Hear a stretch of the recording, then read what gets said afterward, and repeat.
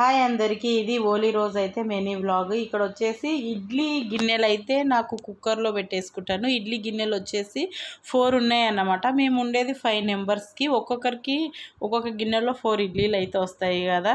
ఇంకొకరికి ఏం చేయాలనేసి ఆ గిన్నెలు కొద్దిగా నానితేనే క్లీన్గా తోమడానికి వస్తుంది కదా అనేసి ఈ మౌల్ అయితే ఉంది. ఈ మౌల్ తోటి అయితే ట్రై చేశాను.